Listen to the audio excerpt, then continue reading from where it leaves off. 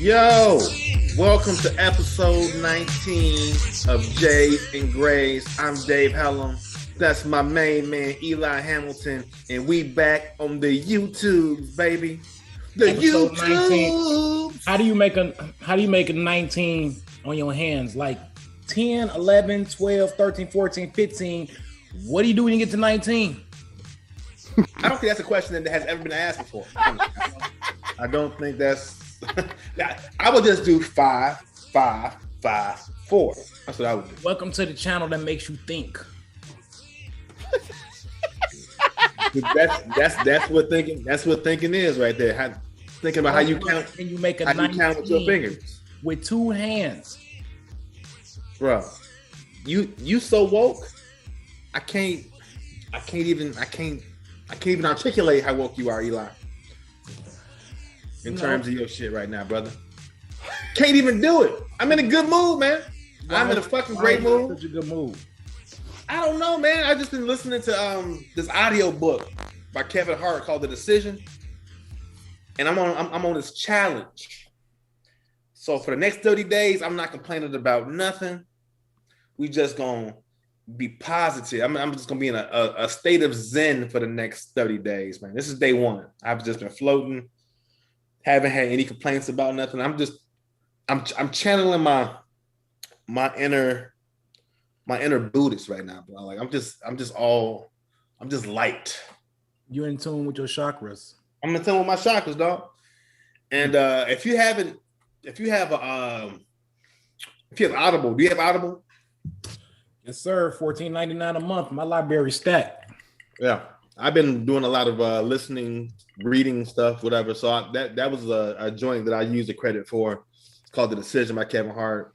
It's a self-motivation book, ebook. I advise you to check it out. Have you seen the documentary? Which one? The one on Netflix? Decision about LeBron James when he went to Miami. Air drums. Hey man, you on fire with these jokes today, player. Okay.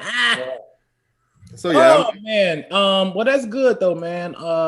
My week's been very productive, very good. I ran into a little pain this week. What happened? Oh yeah, I know what happened. Yeah. So I got challenged in a foot race a couple of days ago. And if you know me, you know I'm back down from nobody. You hit me? I should have backed down because mid stride, I was doing good, so I started off strong, and then I felt like my hips was popping out of place. Wait, let's rewind this story real quick because why are y'all doing this in the first place? Like what is happening? So after hit class on Monday, we was outside, and my man was like, "I dust you out of nowhere." I'm like, I know good and well this motherfucker ain't talking to me. Excuse me? He's like, I dust you in a foot race. I'm like, all right, then, bet. Are y'all in middle school? Like why? It was just like, let's just do this out the blue. Testosterone energy was hovering in the air, I guess, and I got a whiff of it, and I say, you ain't said shit but a word, and yeah, that's how I started. And in about 5.3 seconds in, I just felt like my hips, like when you roll like in a car real fast and the wheels just start, one wheel go off, the second wheel go off. That's how I feel like my hips was doing. No, I've never experienced that. I've never had the tires fall off my car. Is that a common thing? Like it happened to you when you were driving? The wheels falling off your vehicle? No, but you know what I'm talking about, right? No, like a car is falling apart as it's driving fast. Well, I feel like I was falling apart. Long story short, I got you, bro. And both my hamstrings was fucked up. We're not as young as we used to be. I mean, I'm not saying we still young, but I just had my first Cialis pill this week. My neighbor gave it to me. He was like, "Hey, I got some Cialis." I was like, "All right, I tried." How you feel, bro? bro, Hey, look at bro, that face. bro. I don't think I can go back to regular sex. Nigga, I was in there just knocking shit over with my dick, like goddamn. That's how it starts. That's how Cialis addiction starts. It gives you this false sense of Bro, manhood. I mean, All you gotta, bro, watch Dr. Sebi. Drink water and start eating goddamn papayas 3 times a week. Your dick could be hard forever. You know what I'm saying? hey man, look, I know that's fine. That's great, but I had no idea Cialis. Nigga, I felt like Michelangelo. Like my dick was like a nunchuck. Like I was in that bitch. I mean Donatello, the staff. If my dick was like a nunchuck, Michelangelo had the nunchucks. right? If my dick was in 2 pieces like a nunchuck, that would not really be cool. So that was a bad reference. But if my dick was in 2 pieces like a nunchuck, hey. Oh, well, I got put my. Okay. Well, I'm glad that you are feeling mighty this week. Like a Mighty Morphin Power Ranger, dog. I'm in a zone. Yeah, my allergies been acting up this week too, man. You know what I'm saying? Got a little sinus headache. So everything that you say sound like, you know what? The C19 that you don't believe in. Who would have thought? Who would have thought that hamstrings pull hamstring was a symptom of COVID? Oh, because your body aches. I get it. Oh, you see, you got a sinus headache though, right? It's not a symptom of COVID. How is it not a symptom of COVID? Because motherfucker could get a sinus headache. Headaches didn't exist before COVID. Hey man, and look, let me tell y'all something out there, viewers. Look, you're gonna have people who gonna say everything that happens to you is gotta be COVID. Man, my boy got shot 4 times. Was it COVID? No, bitch, it was a bullet. It wasn't COVID. But was that bullet shot because somebody had COVID, and in their like not togetherness of their mind, they shot somebody? Did you think about that? No. You know what? You make a terrible point. No, I didn't think about that. No, not at all. Whatever. I had my second shot on Saturday, so I'm fully vaccinated. I'm gonna pray for you. Which I'm excited about because the world is opening back up and stand-up comedy is coming back to Los Angeles. I am in Chicago, y'all have been spoiled. Y'all have had comedy and stuff, but the Comedy Store, the Laugh Factory is opening back up. I just got literally a message on my phone from somebody saying, "Hey, I'm booking a show, a monthly show. Like, can you do it on this date?" And I'm like, yes. I'm so excited to be back on stage, man. Feel good, man. I love it, man. I'm performing Sunday at the Laugh Factory. I'll be at Zany's next Saturday night. So feels great to be back on stage, man. So much to talk about. What is that like? No, do you feel like people have gotten better, or here's the thing. Do you feel like you've gotten better? Yeah, absolutely. I don't know what it is, but it's like I got to step away and experience life off the stage. That's like it's almost like I'll be back. I'm going to collect material for the last year. That's what I did. You got to live. You got to live, bro. And you get sick of doing your old material. I know I did. I mean, I've seen people since comedy been starting to open back up. People still doing their old material, their old jokes. Well, you can't. I ain't mad at them. I'm like, can't really fault them for that, though. You know what I'm saying? Like, it's a lot of folks who don't know you, so they ain't never heard. They ain't never heard one of your best jokes. You know what I'm saying? So I'm just saying, if you don't have, at least some new shit. You know what I'm saying? Like, what was you doing? But then you also got to think that everybody gonna be talking about the same thing. So COVID. Like you want to kind of go to the first 2 or 3 shows without performing just to see what people talking about. I'm excited.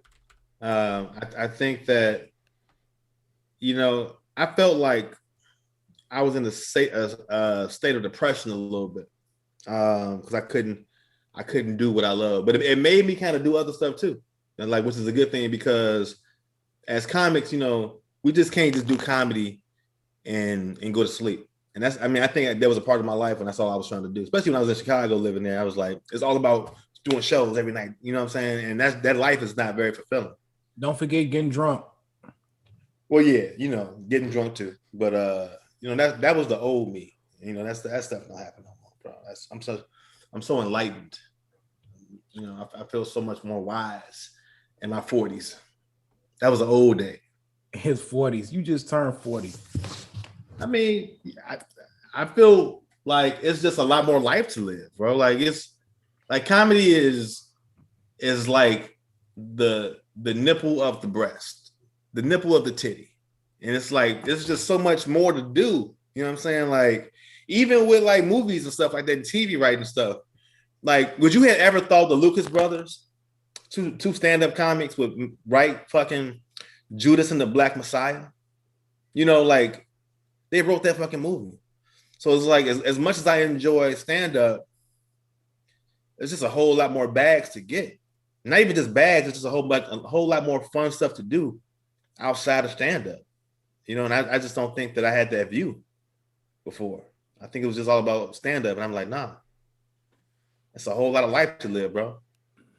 A whole lot, God willing, Well, I'm glad that you are feeling rejuvenated and that I just learned that comedy is just like hard nipples. So I'm saying if life is the titty, oh my God, comedy is the nipple.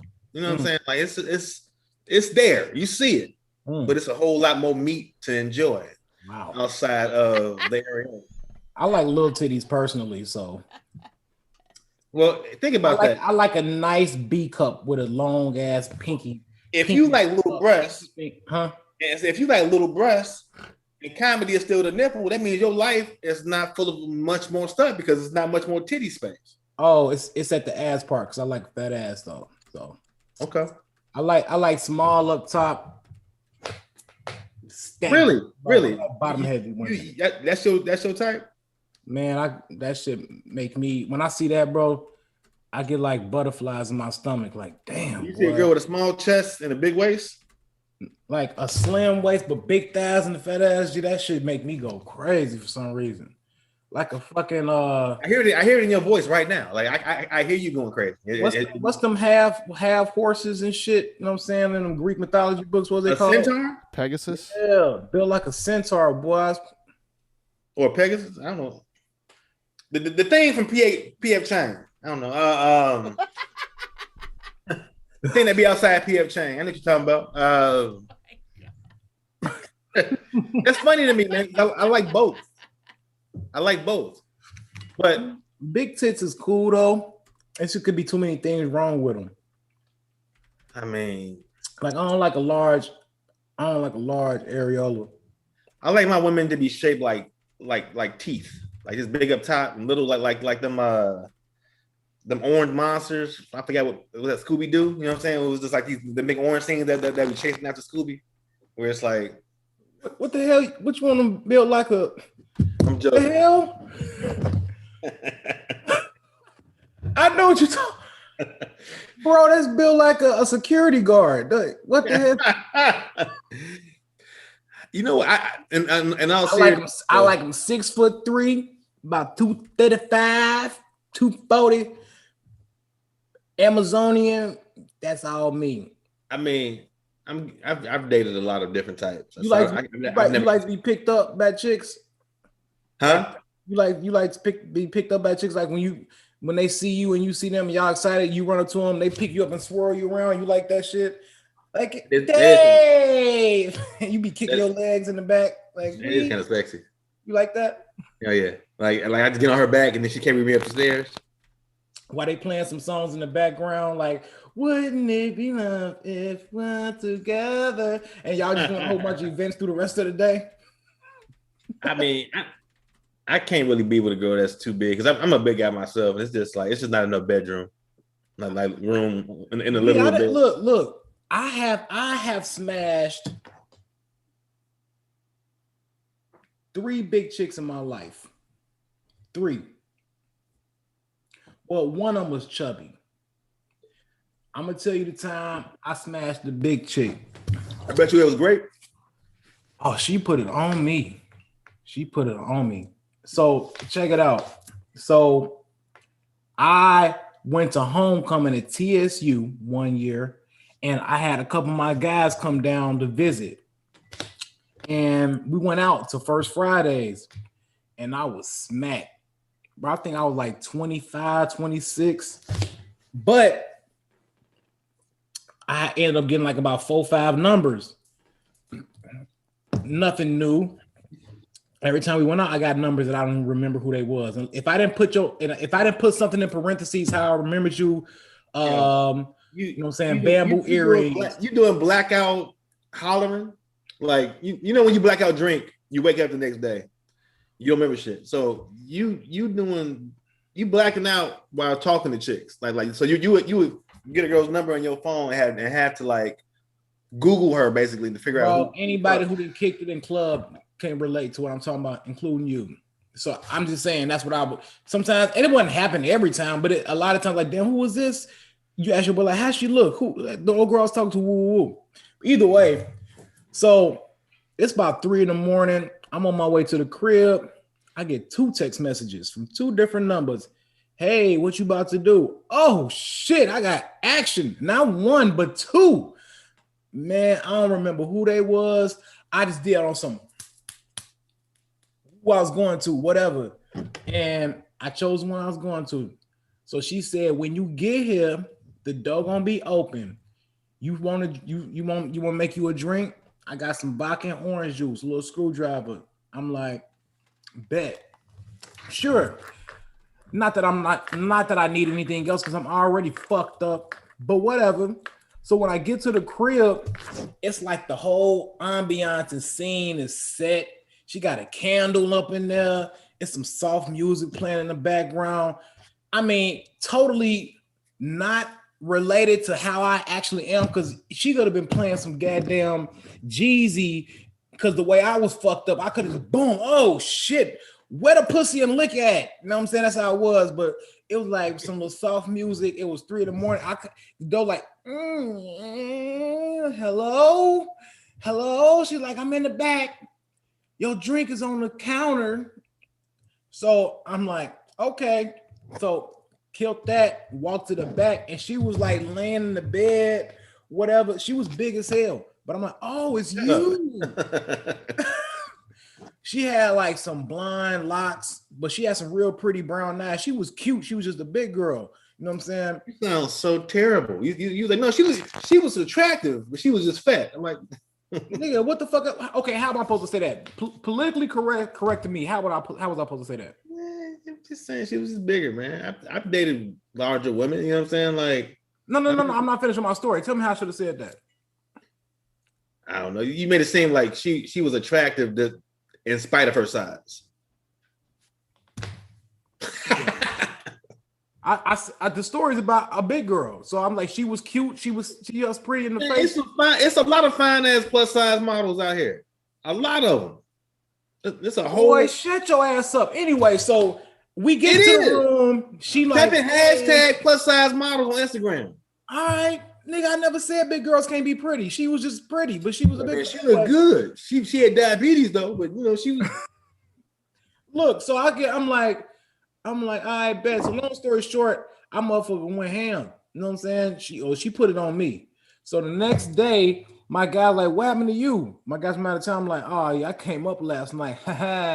Hey, what was y'all on? Probably not shit. Not me though. I came up.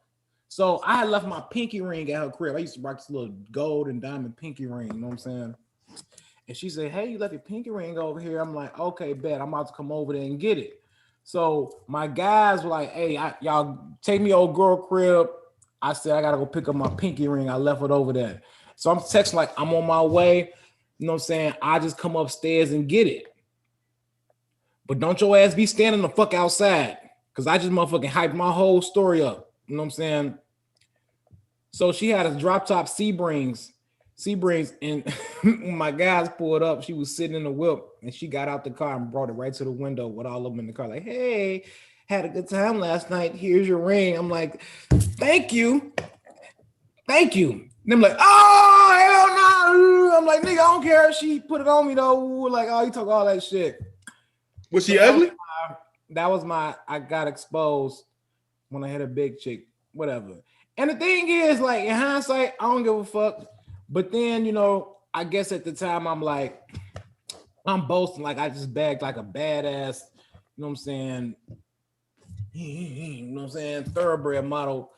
But to them, they look like I just picked up or whatever. She was still cute, but yeah, but I say like as long as she wasn't ugly, like you know, like it's better to have a. That's not really my forte though. Like I ain't got nothing against big women, but like as far as taste in terms of like what I'm attracted to, that's not something I just. You ever see that movie Shallow Hal? Yes, I have seen Shallow Hal, but they wasn't just big chicks because some of them was bogus as hell. One of them chicks looked like Alanis Morissette. Shallow Eli. Shallow Eli. Nah, man. Everybody should have a standard. Everybody should have a standard. Well, it's not. I mean, it's a preference. It's not necessarily a standard. You know what I'm saying? Like, so if you like smaller women, you like smaller women. That's what you like. And then there's nothing wrong with that. You know. But some people do like bigger women. I tend to find that like the smaller the dude, the bigger his girl be. You know, it's like he be getting bossed around too. I don't know. I mean, I ain't never seen no little dude keep his woman in check that was bigger than him. Never.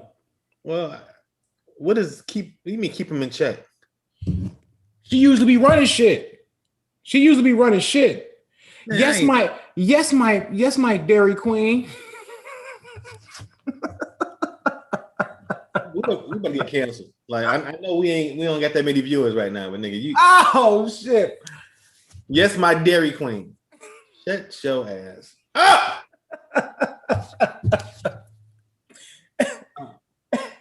Hey Bernard, yes, my Dairy Queen. What can I do for you? I mean, I feel bad for big girls, man, because you know, like it's crazy. Whoa, you talk about me, but you feel bad for them. Why you feel bad for them? They don't feel bad for themselves. They happy. Not necessarily, man. Like, it's hard out here. It's hard out here in these streets. And then, like, you know, especially, I know when we were younger, you had the girls that was like super thick. And then, like, I could look, by the time you like 22, I can tell what you're going to be looking like by the time you like 35. It's, yeah. We sound so terrible in terms of the thoughts of. You couldn't do that. You couldn't like look at some of your, look at people from high school and tell what they're going to look like in some years. I mean, I guess to a certain point, but I wasn't really doing it. You know what I'm saying? Like thinking about it down the line, like the skinnier women are probably a little bit more curvy now and stuff like that. But you know, we all got bigger. Like I posted a picture of myself from high school. Like I don't look shit like myself at all. You know, so I look a lot better than I did. And I was handsome growing up, so I'm just stunning now. You know, I can't knock your confidence. That's a great thing to have. Right? But that fucked me up for some reason. Now that I am 40 though, I do think that I'm at the point where I'm ready to level up, dog. I'm at a point now where like everything that I do, like I ain't really got time for the bullshit right now. So what I'm talking about, I feel like something is brewing. I can always tell when something is in the air, but it's like winning season. Like I'm looking at a lot of my friends doing dope shit. Nigga, one of my friends won a fucking Oscar for something he wrote called I think Between Two Strangers. And it's funny that one of the other writers is a dude named Trayvon Free. He's a writer. And I remember my first job in LA. I replaced him because he basically didn't give a fuck about the job that he had, so he wasn't really taking it seriously. So this nigga would like come in. Well, I'm not gonna say his business, but it didn't work out. So I got brought in. They didn't even get rid of his old sign. Like when my first day, it still said Trayvon Free in the office. But let me tell you how boss this nigga is, bro. He left his hot sauce in the refrigerator. And all I know, I saw a white Maserati pull up. And this nigga got out the white Maserati, went inside. They were like, you can't come in. And he was like, my hot sauce is inside. Fuck y'all. Grabbed his hot sauce, got back in his Maserati, and drove off. And I'm just like, that's some gangster ass shit, man.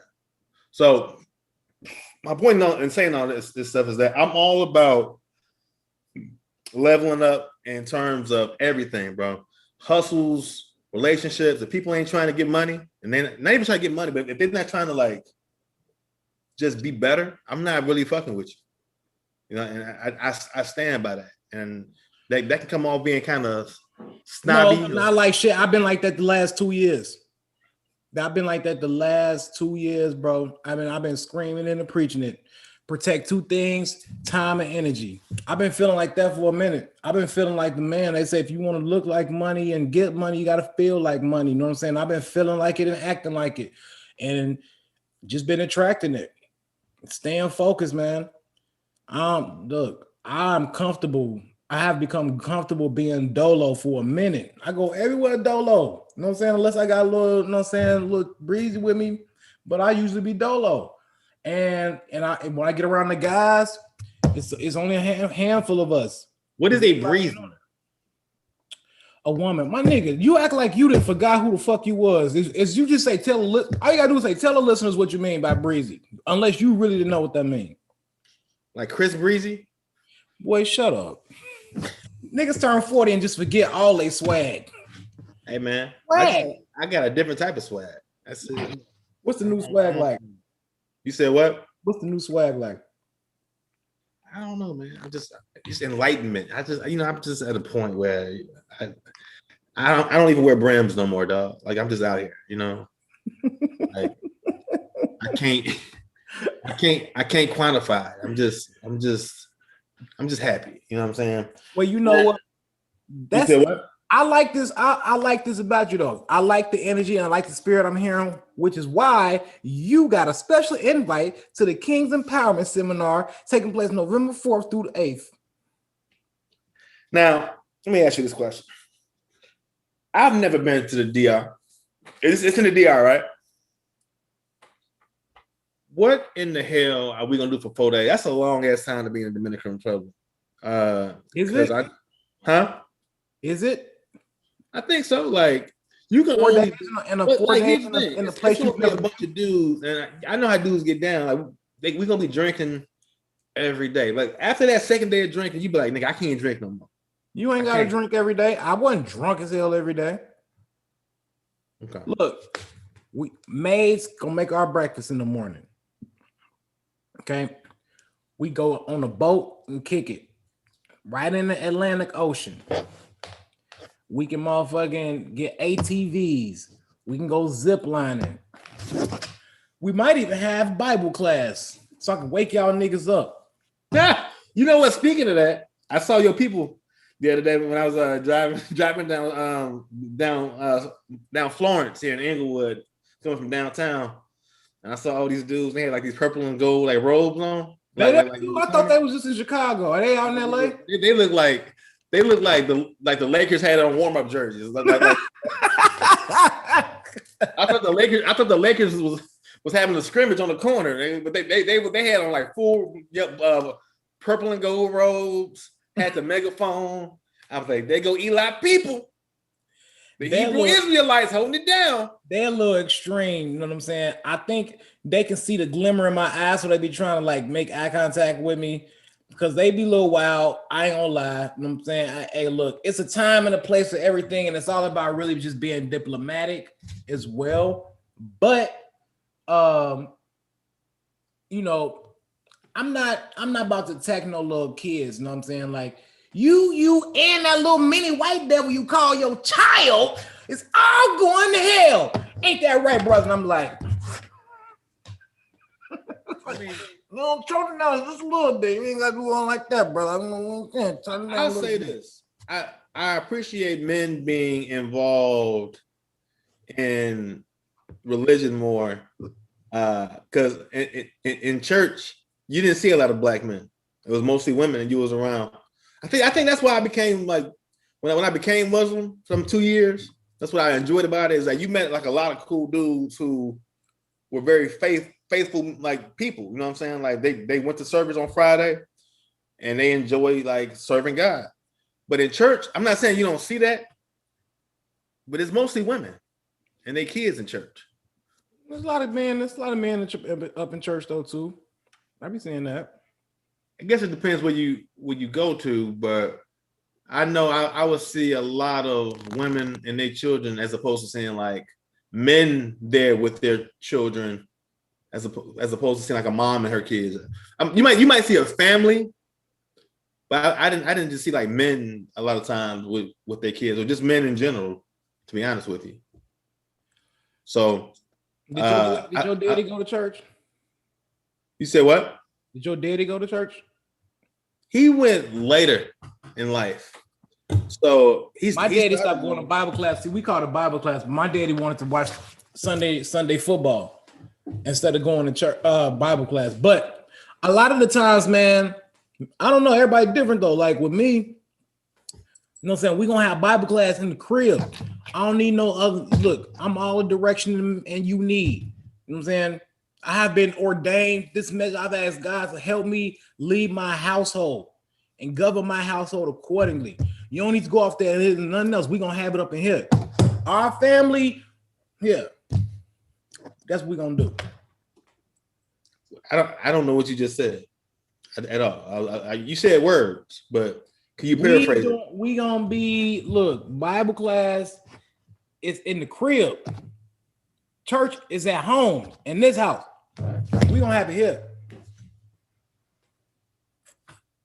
It's crazy because I'm not really religious no more. No more? What happened? I believe in God, but I'm also like, when I say religious, like I don't live by a set of rules from like a particular religion.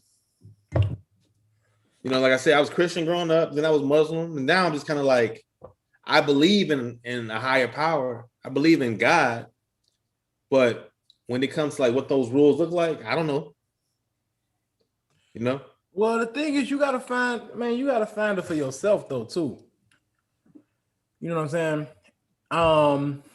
It's not like, oh, I'm going to work at this company because they give better benefits or because of this. It's not how you do that, man. You just find what works for you. You do the research, you do the due diligence, and then you look at the world from your perspective and apply it. You know what I mean? Like when I left, because I grew up like that. So like I grew up in a whole community of Israelites.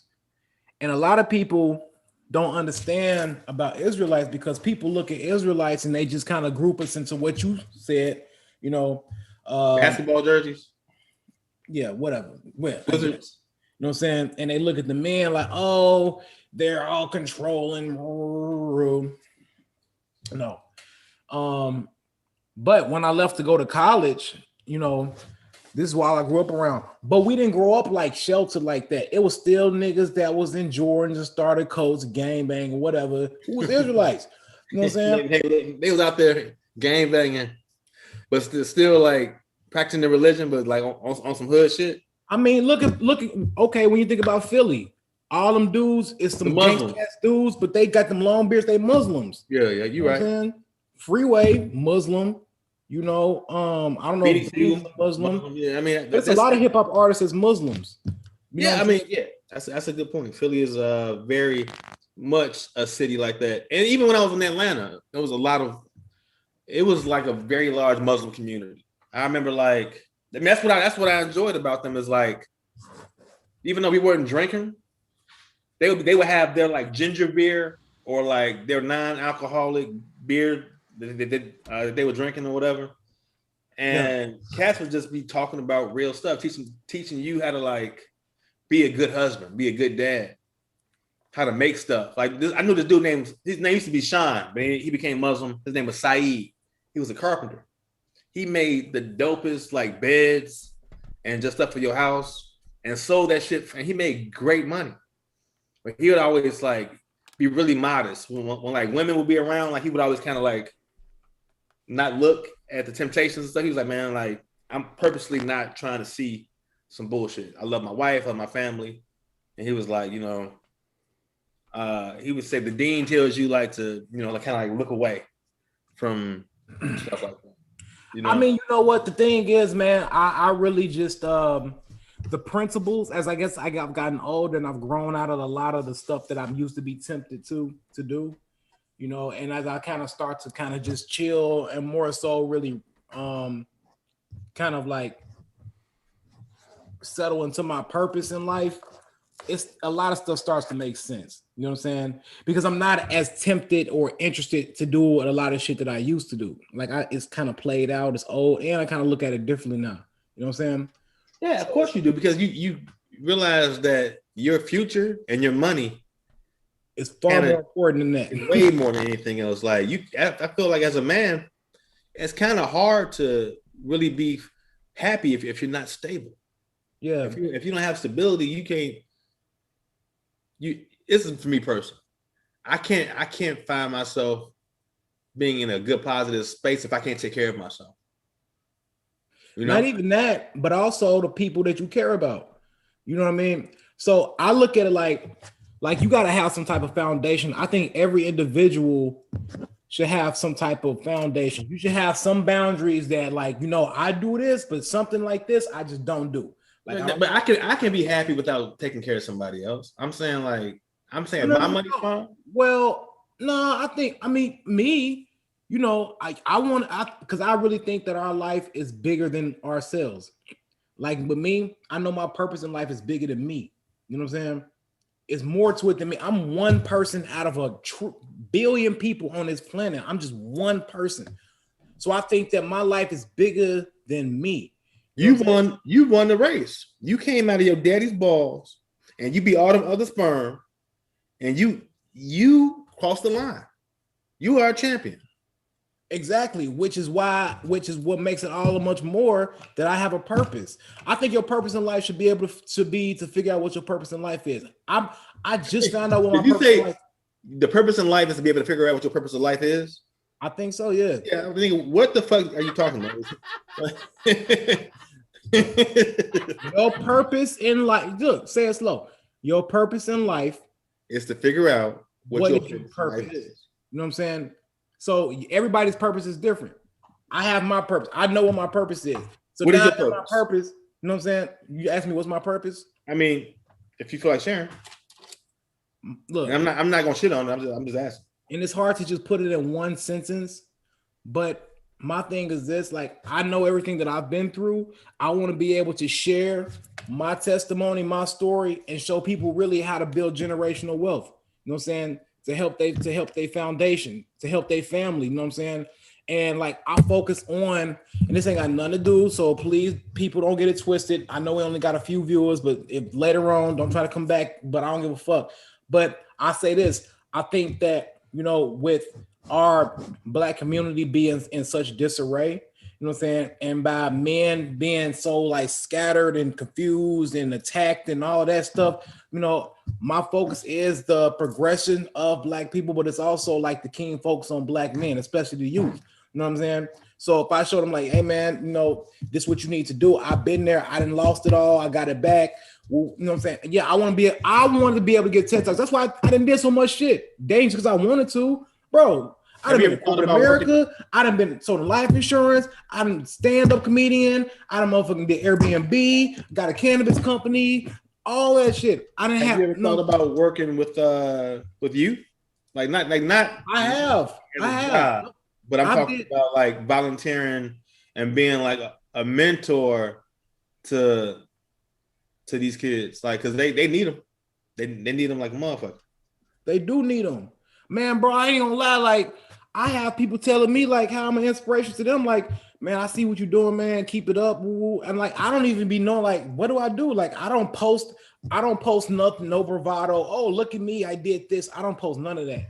But I guess people really just be surprised who watching you. It's a lot of people always watching you, man. And so I just try to lead by example, and just do the right thing. I'm not out here trying to be a role model. I just kind of live my life, Ain't Ain't nobody seen you no message talking about you inspired them.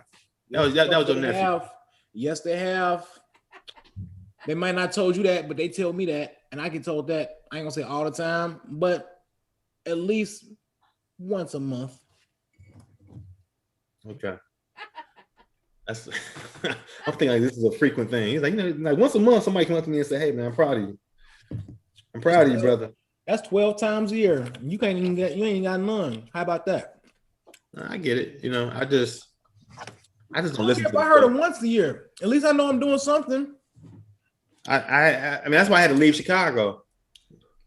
I remember, like recently, I came back and I did my show at North Bar, and this dude was like, "Man, you're a fucking legend."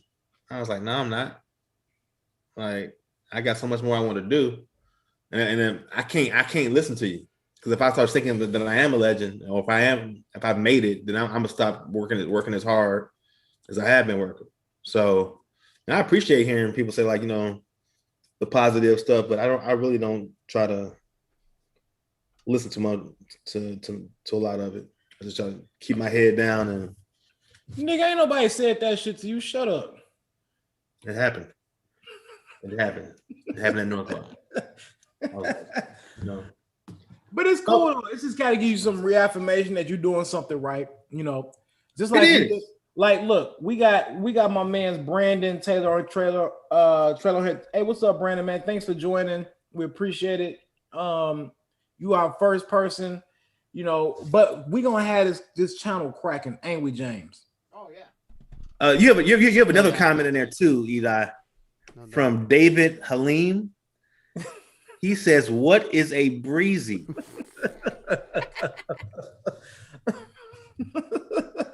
Damn, he looked just like you, man. Oh, okay.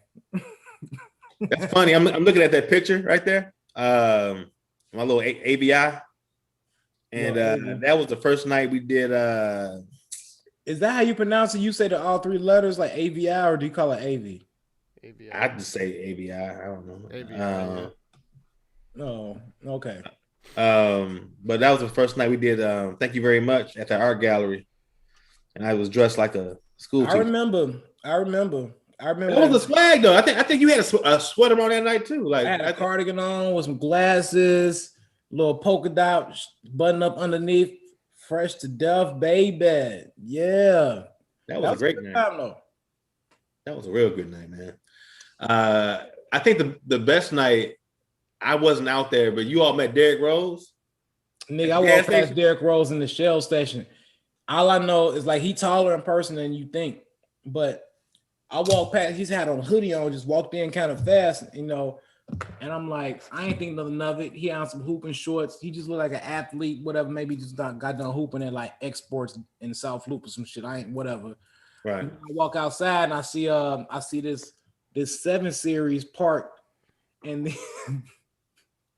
and Lunchabelle across the street, Lunchabelle, Ryan, and Doc Love and a few other people. She's like, that was Derrick Rose. And they just start running across the street real fast. I'm like, that was Derrick Rose. And, hey, Derrick Rose. And man, so, I'm happy for him though, bro. He finally got the fuck out of Chicago. He on the Knicks now. It's a lot of pressure on you playing basketball in your hometown. Like his brother, Reggie Rose. Like I remember at DJ's, they would be there like every Thursday on comedy night. I want to tell that nigga, like, man, will you leave this man the fuck alone? Please. Yeah. Leave him alone. You are not a manager. You his brother. Be his brother. He was. He definitely thought he was. Derrick would like to sign you for a new contract for $205 million. Everybody got to fuck that first manager though. Hold on. No, Joe. No, fuck that, Joe. Hold on. Yeah, I don't think that's a good idea. I'm thinking about staying just in Chicago. But Derrick, we can shut up. Hey, fuck that, Joe. Hold on. Giving this nigga all the bad advice.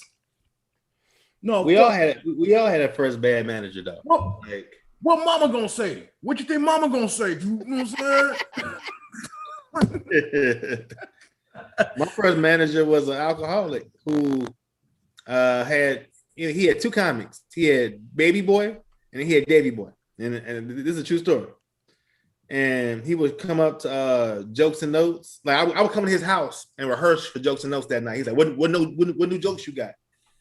And then I would go over my new material with him. And then he would get fucked up and then come to Jokes and Notes and be like stumbling around and shit like that. It was a bad look. But everybody got to fuck their first manager. Yeah, because it's like they don't have no real experience. They just basically trying to guide you on what they think that you should be doing. I always told you that you should be a manager. I said, man, you make a damn good manager. And you be like, man, no, I ain't gonna be no damn manager. You would. I mean, you know, I'm pretty good with spotting people's talents. You know what I mean? Showing people what their strengths and weaknesses. But I don't know. I'm gonna be like P. Diddy, because I'm gonna be all up in the videos and shit just because I done been on stage and I still do stand up. So I'm gonna be. Do you like that? Do you prefer to be? Because I'm more of a person that's in the cut. Like I really enjoy being in the cut. Very chill. But I like doing stand up. I got a lot to say. I got a lot I want to talk about. You know what I'm saying? So like, but I also like the business. You know what I mean? So like, yeah, I don't know. It's like a I don't know, like a catch-22, I guess. I haven't figured it out exactly yet, but I like producing shows. I know James had to roll his eyes on that one. Like, man, I know it's not easy. It's not easy at all. It's not, man, because you deal with the bullshit around it, bro. I swear, and that shit is time consuming as hell. I like producing stuff too, but I'm not the type of person that really likes to be in the limelight like that. Like, I'm way more chill than I am like extroverted.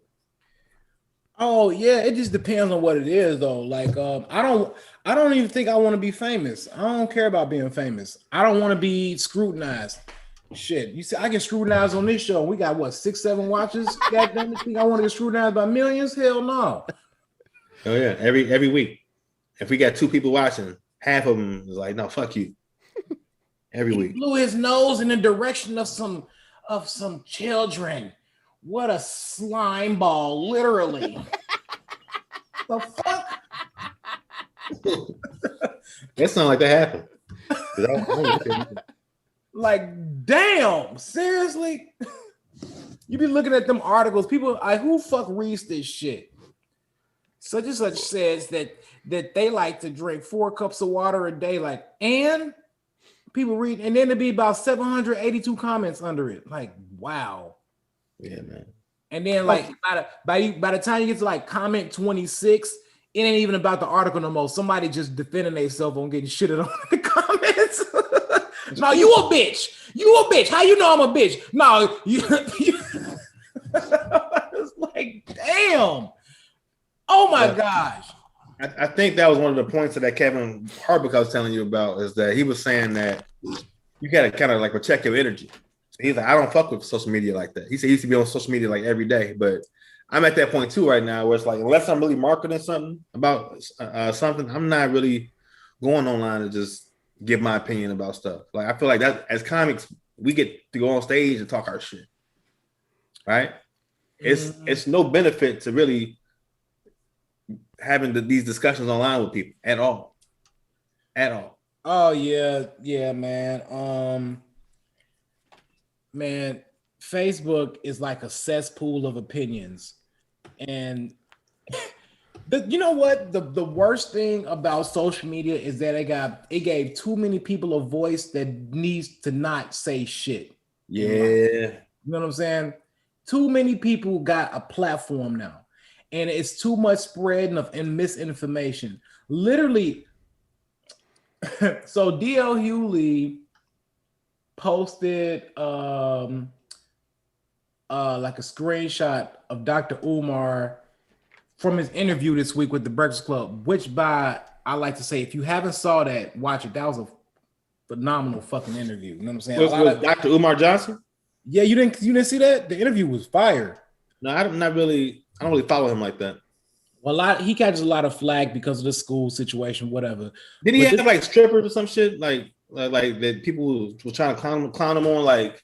And I get the fact that no, the woke stripper put out something about him, how he whatever. I don't know. Okay, the nigga get pussy. So what? He a man. That was they called her, the woke stripper. You could Google that shit. Well, you know what? I feel like he gets a bad rap because just because you are conscious about something don't mean like you can't be flawed. So, you know, when I watch those Hidden Color documentaries that I really enjoy, a lot of people would label you as being a hotep for watching them shits because what's the buddy name? Not Umar, but the other cat. What is his name, dog? The one Tariq Nasheed? Yeah, Tariq Nasheed. Like, if you follow him on Twitter, like he just be going at folks all the time. Like, basically, like man, he got a cult following though too. But I mean, he's flawed. I was listening to something he did on Clubhouse. And I'm like, damn, G, like, I wouldn't even be coming. Like, he was in a, yeah, it was a room full of women, and he was just going at it with them. I'm like, man, first off, I ain't ever about to try to go in there and justify myself to a group of women, and they already think of something of you. So, and I think I would listen to like about 5 minutes of it. I had to turn that shit off. Like, man, he was coming at their head. They was coming back at him. But I like Umar because one thing is he's an unapologetically him. A lot of people, you know, first off, I ain't gonna lie. I know y'all laugh with that hotep shit or whatever, but I'm like, what is a hotep? You know what I'm saying? Mm-hmm. Because like, who are you to say, oh, you too woke? Okay, well, how do you define woke? You know what I'm saying? It's really subjective about your perspective on how you look at the world. You know what I mean? And I think that people, you know, one thing I don't like about, you know, the so-called woke community is because it's like y'all are just like the people that y'all are saying that's bullying y'all bullying everybody else for having their own opinion and shit, or you too woke, or yada yada, or that's stupid, it should be like this. But I like Umar because no matter what you can't say is that man is not, you can't say that he's not consistent. He's been consistent since day one, and he articulates himself very well. You know what I'm saying? To the point he's saying the same shit. And you just gotta watch the interview, bro. But I got off point because I was saying that he was on DL Hughley. I posted like a screenshot. One of the topics that he was talking about was interracial marriages, and I remember, and how he's still against interracial marriage. And so he and the deal, he was like, he said, we're gonna talk about it. Do you think he's right or wrong or whatever? And then somebody put in there, you know, fuck Dr. Umar, you know, where's the money for the school? And I'm like, oh my gosh, like what the fuck do that got to do with what we talking about right now? Well, and that shit was once your credibility is messed up, it's kind of hard to get that back. Like him, especially Shaun King. Shaun King is the same way. Well, what did Shaun King do? It's just a bunch of money that he raised that didn't end up being put into nothing. And basically calling him like a scammer. Maybe. I mean, Jay Morrison, I was really into Jay Morrison. And then, yeah, when he started getting put on blast for that refund, that the Tulsa real estate trust fund, which is a REIT, I'm like, oh damn, because man, I was really pulling for Jay Morrison. I'm like, that was something like, yo, that just ain't looking good right there, bro. I mean, people's coming with receipts. You know what I'm saying? But the thing is that, and that's just like, you know, it seems like every time like black people get somebody like a new leader, it's like, man, they got magnifying glasses on them. Like, you can't do shit, say shit wrong. We own your ass. I hate that about. I hate that about. Believe in the idea of a leader for us, like, because you can have leaders. I ain't say he got to be one leader, but you can have leaders in the community, like people with a voice. You know what I'm saying? Who's pushing the progression of black people forward? You know what I'm saying? And it could be done this type of way, this type of way, this type of way. You know what I'm saying? All right, that's cool. But one thing I hate that we do a lot of is that we always coming for us. Like we always like, unless if you ain't doing shit, if you ain't never did shit, but just sat your fat ass in your fucking chair, typed all day, pointed fingers, talked on the phone, made a post, nigga, you ain't doing shit to push the betterment of us forward. So shut the fuck up. You can't, but you know what? It's always gonna be people like that. It's always gonna be people like that who are just talkers, but don't do, but just scrutinize. I hate them people with a passion. Like, go to fuck away. I can tell. You said the F word like 9 times. Well, I'm passionate about that. That's gonna be you, bro. I'm telling you. How about this? You need to be the next MLK. Y'all not ready for me. I mean, it seems like you got it, did you? They ain't ready, James. I know. We need a new Black Messiah. You gonna be my cameraman at my rallies? If you pay me enough, yeah. We need a new Messiah, brother.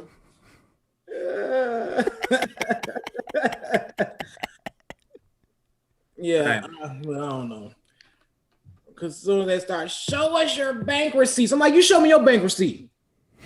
Show me where you got your PPP loan, and show me how if you really got a business. How about that?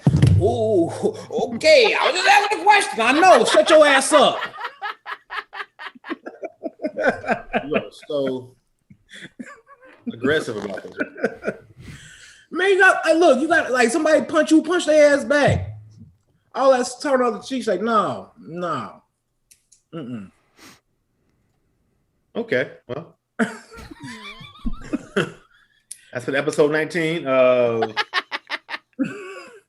Jason Graves this week. I don't really got too much more to say. I feel like we've talked about, I mean, it's a lot going on, man. We could take it. We're gonna take it to IG, which is what we're gonna start doing. Take it to the post.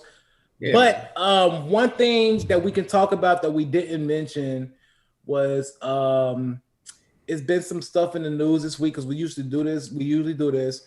But one of the significant things is, gosh, I was thinking about this early today.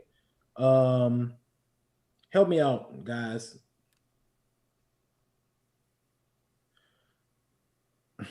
With what? Can you give us a hint? The dude who got shot? I'm trying. It's like at the tip of my tongue. I just can't. What was it? It was not getting the COVID shot, even though you have COVID. Not even talking about the Biden. The first time he say like, if you got it, you ain't gotta wear a mask in public no more. If you got the vaccine shot. Yeah. Right. Yeah. That was one thing. It was something else too. James, cut this part of the podcast out. For sure. Yeah. I don't know what we're talking Whatever. about. Yeah. But yeah, this is episode 19, man. All right. The episode, we ain't got an agenda. We just talk shit. You know what I mean? But we might have an agenda next week, goddammit. I don't know. Yeah, but you know what? Hey, I kind of like this. It free flows, man. Dave and I has we've been friends for over a decade now. We know each other very well. We do have some conflicting perspectives on things, which is fine. You know what I mean? It's makes for the good dynamic on the show. The antagonist, protagonist. I'm usually the antagonist, even though I'm thinking it's pro. But I'm outvoted from Dave and the one that y'all don't see. Y'all just hear that little sinister laugh. I'm not voting. I'm laughing. Not saying anything. Oh man. But hey, look, y'all give us a nice warm welcome to YouTube. We are happy to be introduced to the YouTube community.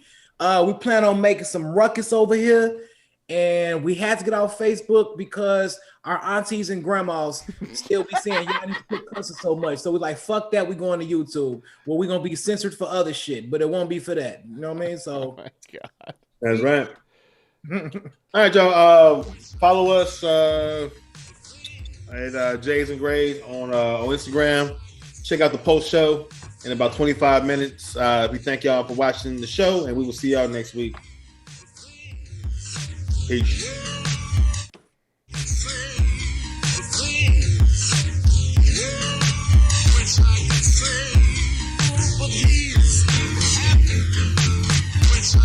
way.